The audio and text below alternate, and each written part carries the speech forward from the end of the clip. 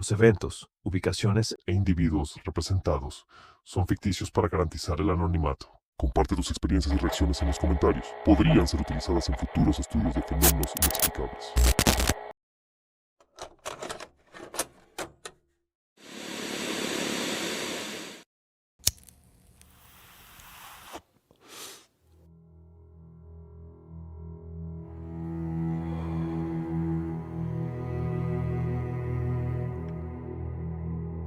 Recuerdo la forma en que su cabello se pegaba a su rostro, húmedo por la neblina, las rodillas contra el pecho, como si hubiera estado sentada allí durante horas. No parpadeó cuando la llamé, solo miró la tumba como si supiera lo que yo había hecho. Apreté más fuerte la pala.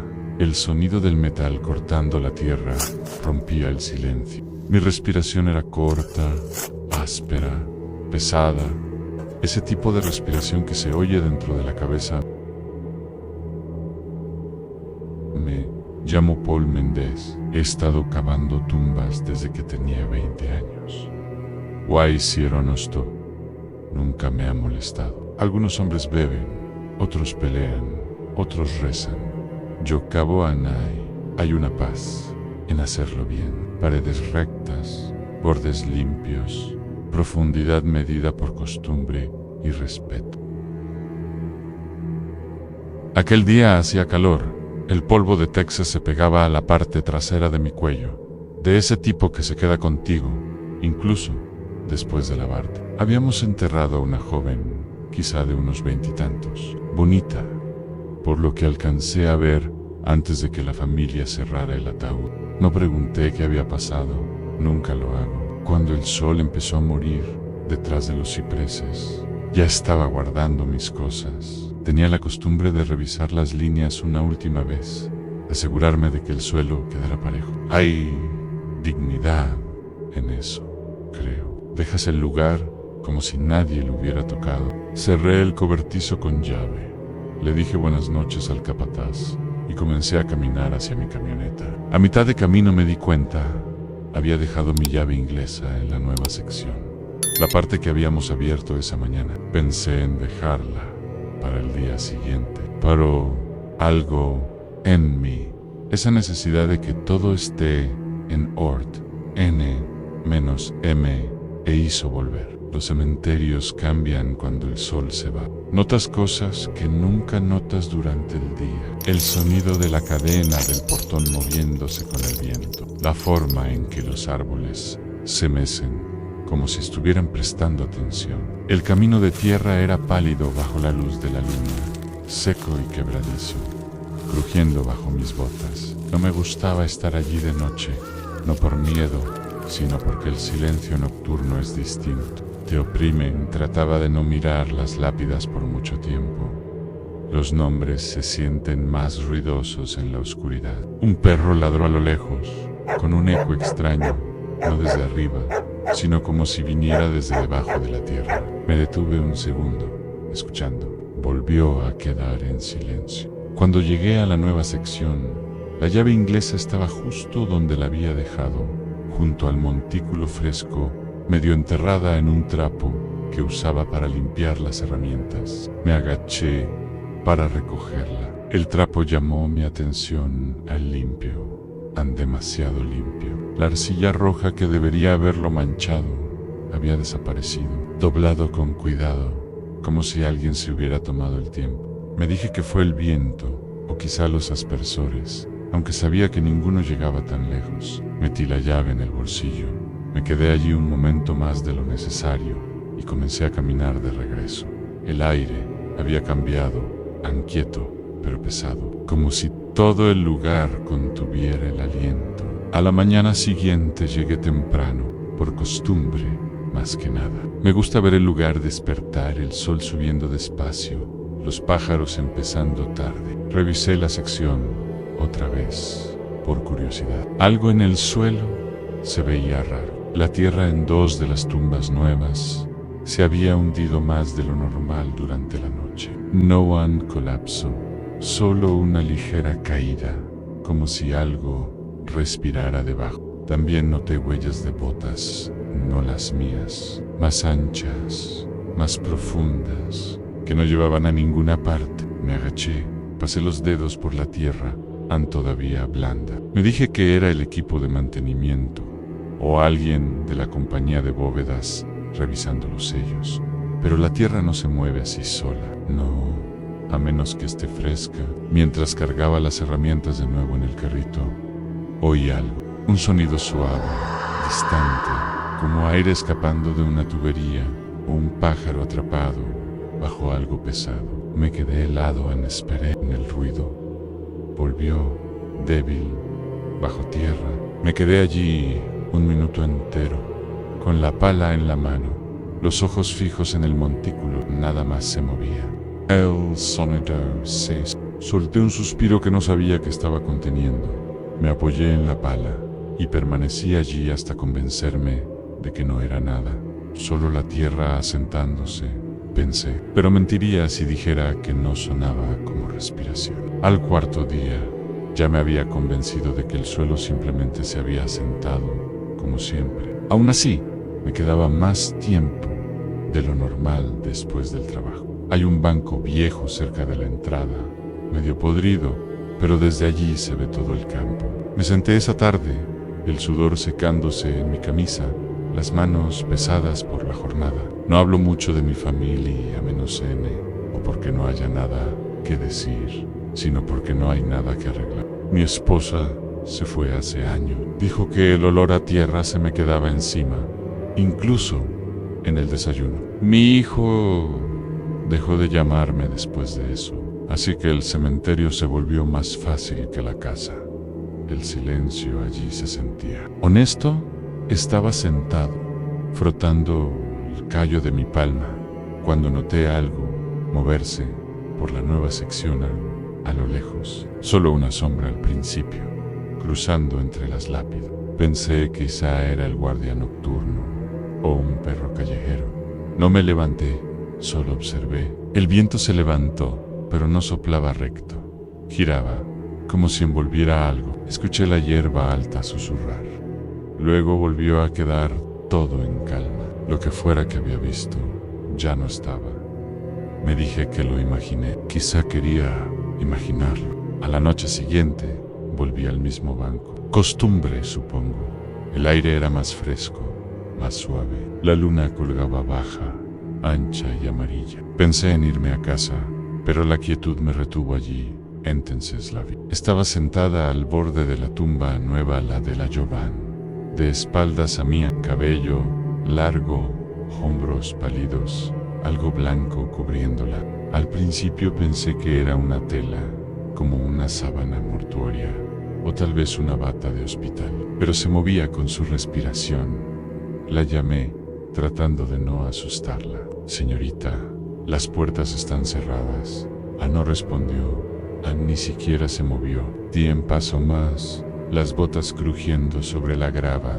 Nada, la boca se me secó. Cuando estuve lo bastante cerca para ver su perfil, giró ligeramente la cabeza. Sus ojos se encontraron con los míos, firmes, tranquilos.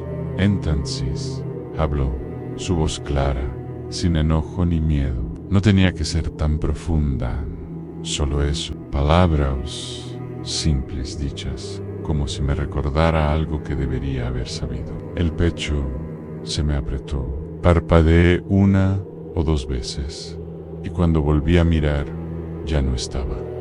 La tumba seguía quieta. La hierba no se había doblado. El aire no se movía. Mi cuidali, con la pala todavía en la mano, sintiendo que el suelo se inclinaba apenas lo suficiente para hacer que todo estuviera mal.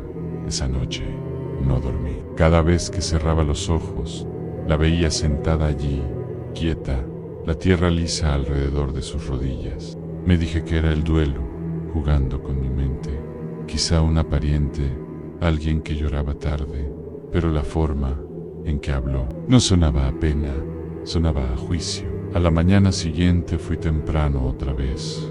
La tumba parecía intacta, sin huellas, sin señales de que alguien hubiera estado allí. Solo tierra lisa, perfectamente apisonada. Me agaché, pasé la mano sobre ella enfría, de esa frialdad que no tiene sentido bajo el sol. Busqué por la ZAN, a menos alrededor de los bancos, detrás del cobertizo, incluso cerca de los tanques de agua, nada, ni un trozo de tela, ni una juela.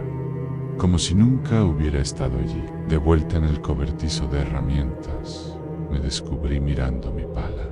El mango estaba gastado donde mis palmas la sujetaban, y por un segundo pensé en cuántas veces habría cavado demasiado profundo sin darme cuenta. Tal vez siempre había ido más allá de lo necesario. Tal vez por eso la tierra nunca se quedaba quieta. Cerré todo con llave.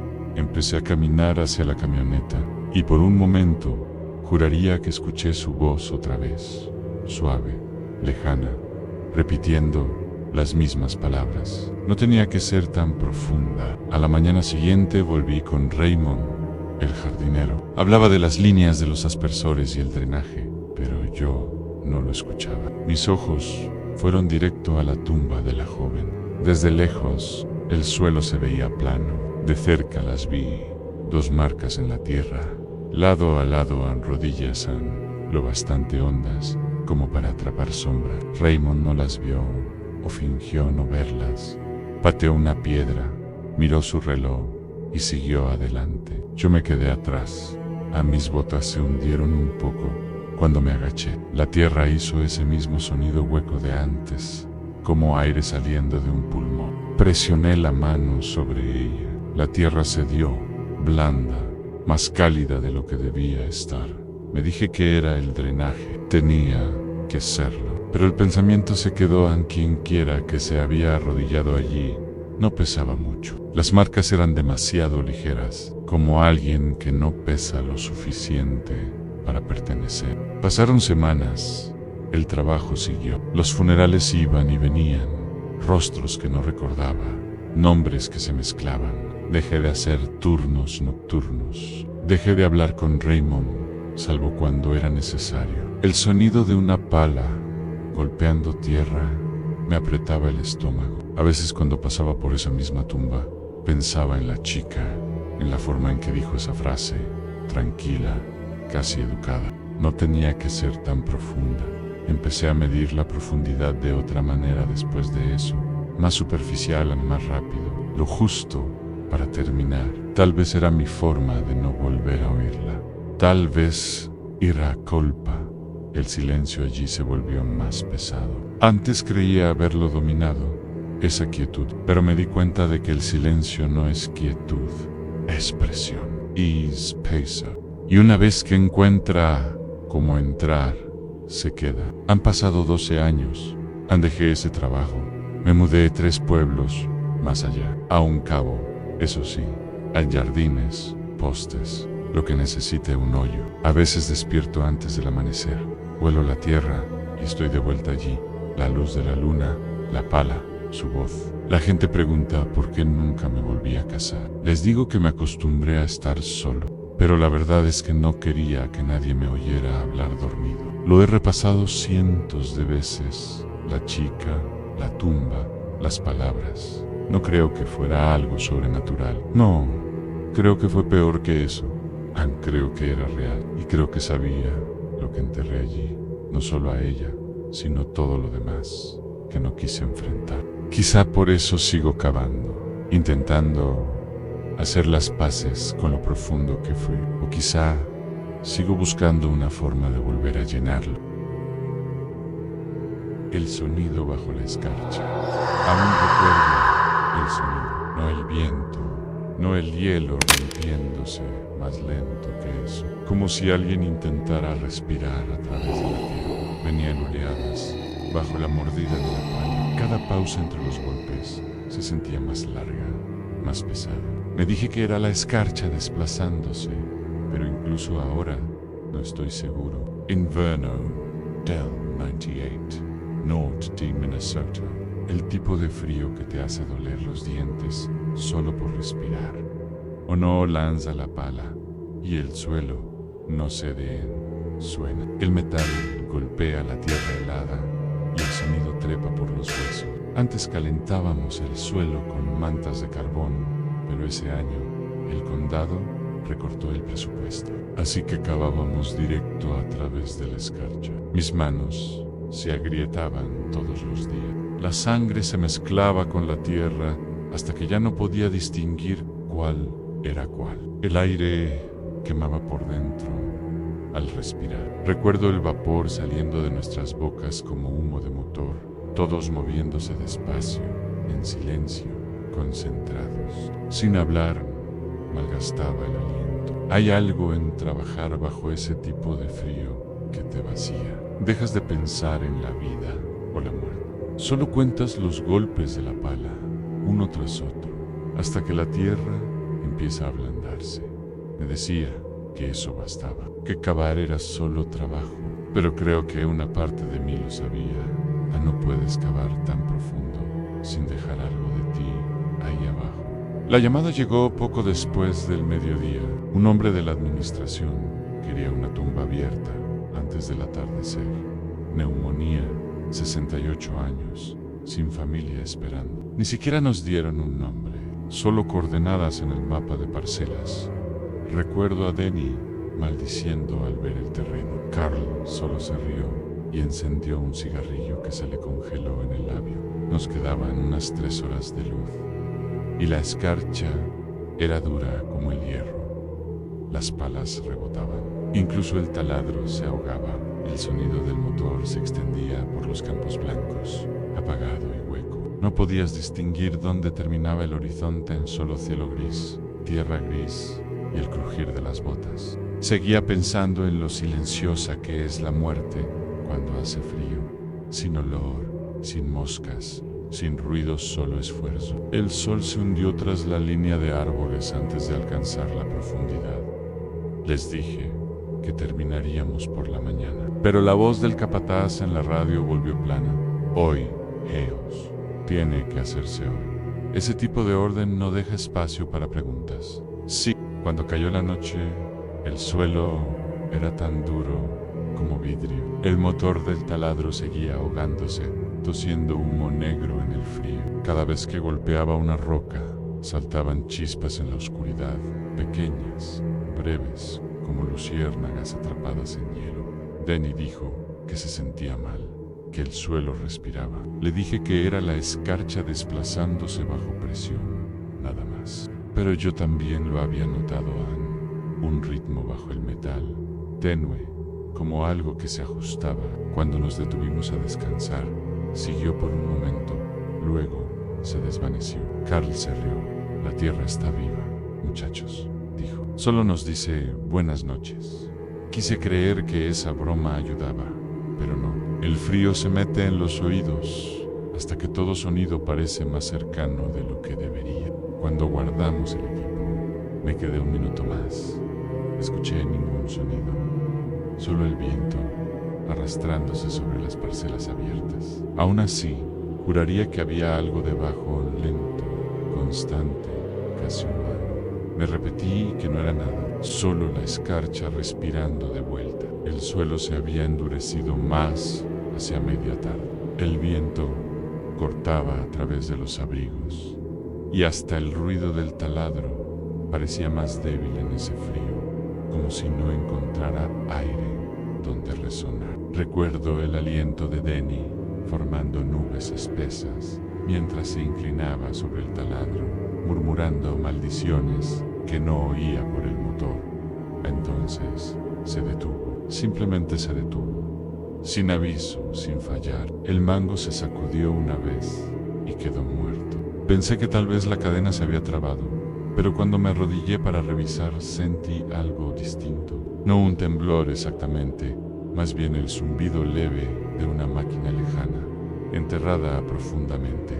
El suelo vibraba bajo mis guantes. Me dije que era solo el motor enfriándose, pero cuando acerqué la oreja, el sonido se desvaneció por completo, dejando solo el crujido hueco de la escarcha.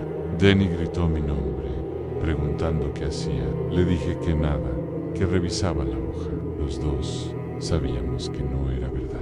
Después de eso nos turnamos para cavar a mano. El taladro no volvió a arrancar.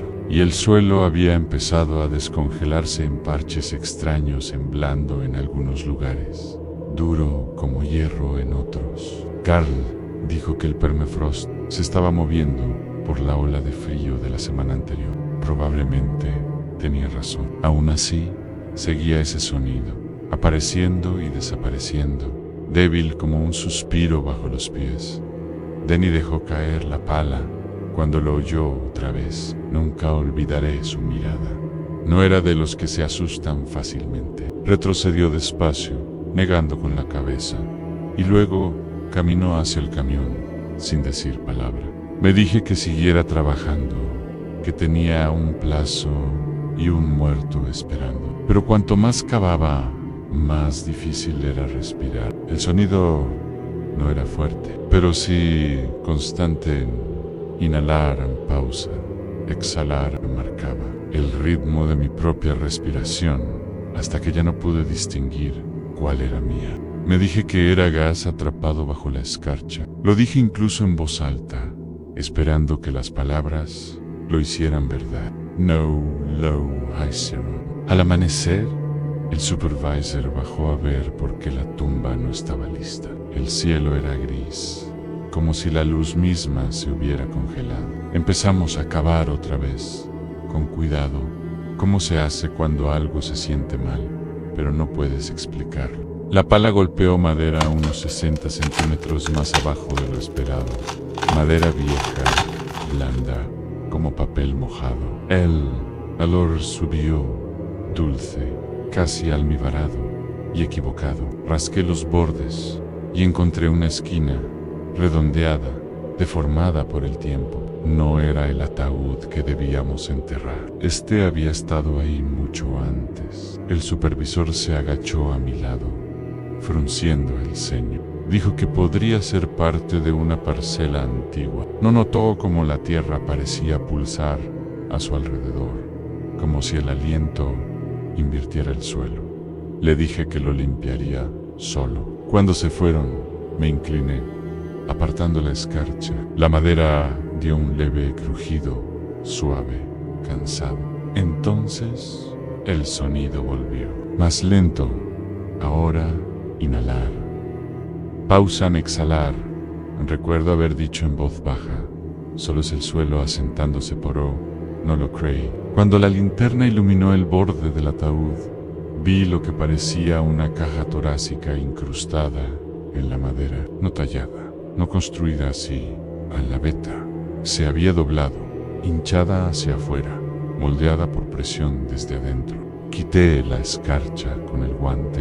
La superficie se sentía resbaladiza, blanda en algunos puntos, como el interior de una corteza después de la lluvia. Carl seguía preguntando qué era, pero no podía responder, solo miraba. Entonces se movió, o eso pareció. El hielo se deslizó sobre el abultamiento, goteando en el hoyo. Un sonido siguió, tan lento, húmedo, deliberado.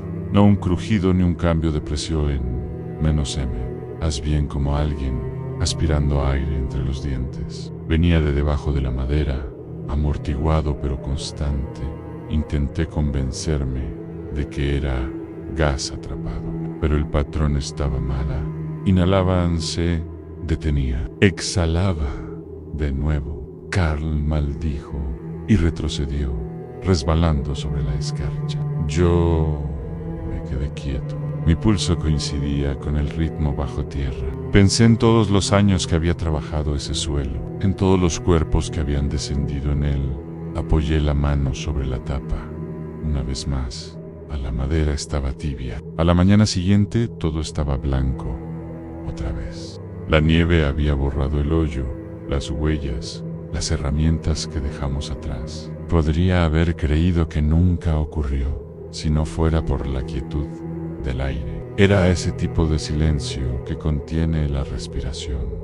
Volví antes del amanecer. La luz era azul, de esa que hace que todo parezca distante y muerto. El suelo estaba liso, pero cuando me acerqué, oí otra vez, débil, más profundo ahora, como algo dormido bajo el hielo. Subía y bajaba, cada pulso separado por largos tramos de silencio. El sonido no viajaba por el aire, venía a través de mis botas, de las suelas, de los huesos. Me quedé ahí durante minutos, tal vez más cuando el viento se levantó, el sonido desapareció, solo quedó el crujido de la nieve. Me dije que no era nada, que la escarcha se mueve, el hielo se expande, la madera respira con los cambios de temperatura.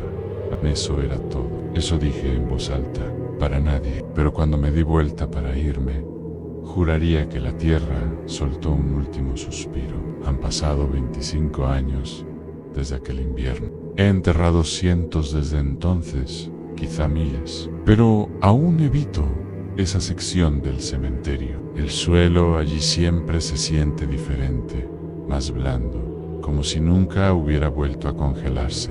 Cuando paso, me descubro conteniendo el aliento. Nunca conté la historia completa. Carl renunció ese mismo año. Se muda, Alsa. Dijo que el frío lo estaba devorando vivo. Yo me quedé.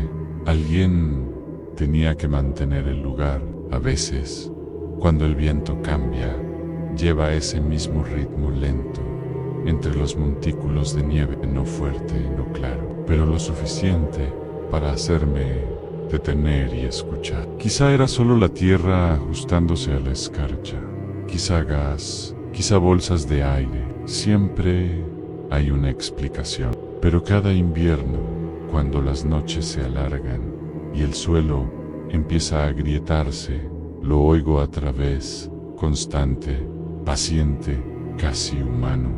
Quizá la tierra solo estaba respirando, o quizá aún lo hace. Lo que dejamos en el hoyo. Todo sepulturero tiene un recuerdo que no lo deja dormir. El mío es el día en que enterramos el ataúd equivocado y dejamos algo ahí abajo, no un cuerpo. No exactamente, solo algo que nunca dejó de respirar dentro de mí. Era ese tipo de calor que hace que la camisa se te pegue a la espalda antes de que salga el sol. Los veranos de Virginia tienen ese peso. Puedes saborear la tierra antes de tocarla. Llevaba 32 años en el oficio para entonces y ya conocía el ritmo de memoria en bajar, nivelar, cubrir, seguir. Los tractores no paraban nunca y la tierra estaba blanda por las tormentas. Demasiados entierros esa semana, demasiados nombres que ya no recordaba. Empiezas a perder la cuenta. Las tumbas se vuelven números, los números se vuelven huecos. Éramos pocos. El pueblo estaba saturado de trabajo después de aquel accidente en la carretera. Enviaron a jóvenes de la ciudad, manos verdes, torpes con las palas y las cuerdas. Al mediodía estaba empapado, el olor a arcilla y diésel llenaba el aire. Tuvimos 3 funerales seguidos, cada uno pisando los talones del otro. El capataz gritaba órdenes como si fuera una línea de producción. Ya no se sentía como duelo, sino como fábrica. Al final, eso es lo que te destruye. La prisa, dejas de mirar los rostros, dejas de leer las placas, solo cavas. Recuerdo haber pensado, casi en voz alta, en este trabajo. Es la prisa la que entierra mal a la gente. 3 coches fúnebres se alinearon esa tarde, to-dos retrozados, to-dos empezados. El calor había cocido la tierra hasta hacerle una costa. Recuerdo ver el primer ataúd bajar del camión, el nombre equivocado pintado en la tapa, descuidado y húmedo. Las letras se derretían al sol. Le dije al capataz que debíamos detenernos, revisar todo 2 veces. Se secó la frente, entrecerró los ojos y dijo, no hay tiempo para errores.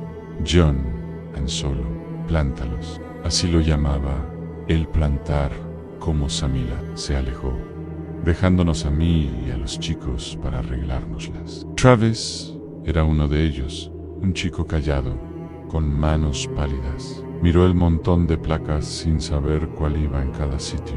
Le dije, está bien, lo arreglarán luego, pero el estómago se me revolvió al decirlo. Trabajamos rápido, ese tipo de rapidez que no te deja respirar.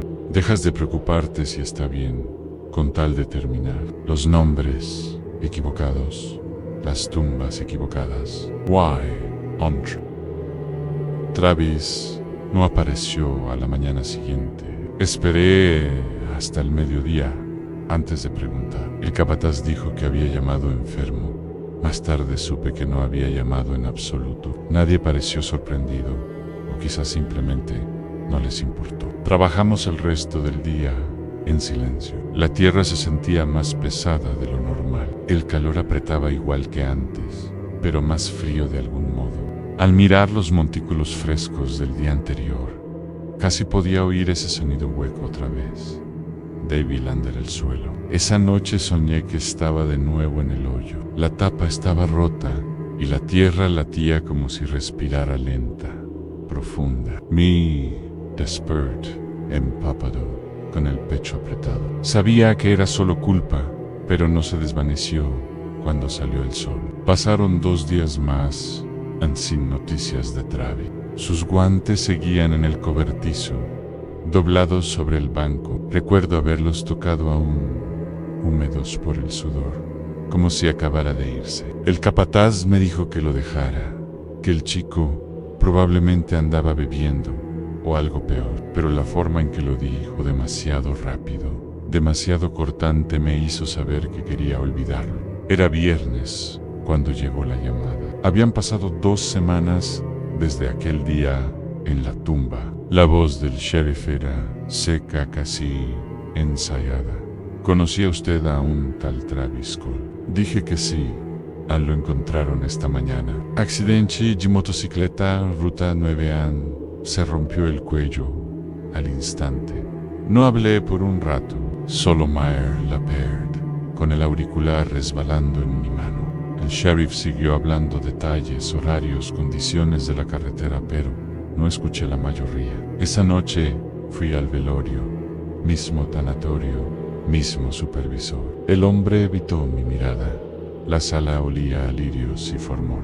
Me quedé sobre el ataúd, mirando lo que alguna vez fue Travis. Su rostro se veía tranquilo, demasiado tranquilo, como si nunca hubiera tocado el suelo. El capataz se acercó detrás de mí, su voz baja. Mañana necesitan a alguien que cabe la fosa. ¿Te apuntas? Asentí antes de darme cuenta de lo que me pedía. Me temblaban las manos. Al volver a casa, me senté en el porche durante horas, escuchando a las cigarras gritar en la oscuridad. No podía dejar de pensar en el sonido que hizo aquel ataúd al tocar el suelo. Era el mismo tipo de hueco. Volví a pisar el viejo cementerio al caer el sol, con sombras largas sobre las tumbas desiguales. Cada movimiento me resultaba familiar. Cada raspón de mis botas en la tierra me recordaba aquel agosto. Apreté la pala más fuerte de lo que creí posible. La misma tumba, el mismo tipo de ataúd. Casi podía oír el sudor y el polvo pegándose al aire, como si el pasado regresara en una niebla tangible. Cuando bajé el ataúd a la tierra, sentí que se detenía en el borde, la tapa de madera rozando el costado, con ese mismo chasquido seco y hueco. Me temblaron las rodillas. Un peso frío se me instaló en el estómago. Nadie más pareció notarlo. Travis se había ido, pero aún podía oír el eco de su mirada congelada, la forma en que había mirado dentro de esa caja y enmudecido. Lo imaginé allí otra vez, aunque sabía que no lo estaba. Traté de apartar la idea, de racionalizar el sonido. Oro sei mi pigo. La tierra caía en capas, desiguales, como si estuviera tragando algo vivo, no solo madera y clavo. El turno terminó, las máquinas se apagaron, pero el sonido siguió en mi mente, repitiéndose con cada palabra, presionándome, obligándome a recordar. Ecos disputes. Mucho después de que me echaran del negocio de funerales, sigo cargando ese sonido. No es fuerte ni agudo, es sutil, una grieta dentro del recuerdo, como madera que gime bajo tierra. No puedo recordar los rostros de la mayoría de los implicados, ni del supervisor, ni de los ayudantes, pero puedo oír ese chasquido hueco, la forma en que parecía esperar algo, que alguien lo notara. A veces me siento en el silencio de mi casa e imagino la tierra moviéndose sobre esa tumba, asentándose lentamente como para acomodar algo que nunca debió contener. El rostro de Travis me viene a veces, hoyos abiertos, sin parpadear. Nunca le pregunté qué vio y nunca lo haré. La culpa es mía y el sonido también. Un eco privado de las decisiones que tomamos bajo presión, bajo el peso del tiempo y el calor. He intentado enterrarlo, decirme que era solo madera, solo tierra, solo un hombre demasiado obediente. Pero el recuerdo persiste, es vívido, táctil.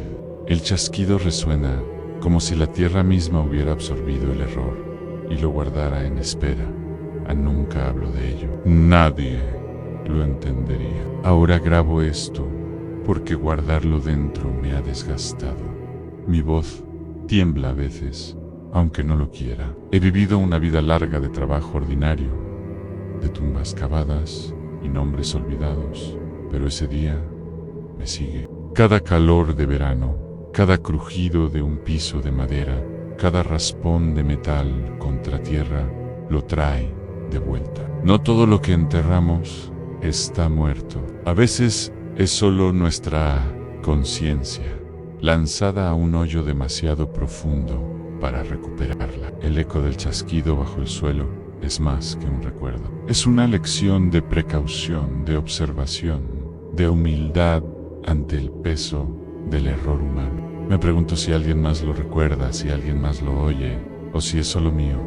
Aún ahora, el sonido me visita en sueños. Un chasquido hueco, un leve desplazamiento, una insistencia callada de que dejamos algo sin terminar. Intento cerrar los ojos sin escucharlo, pero la mente es su propio cementerio. Termino esta confesión con la única honestidad que me queda en el ruido.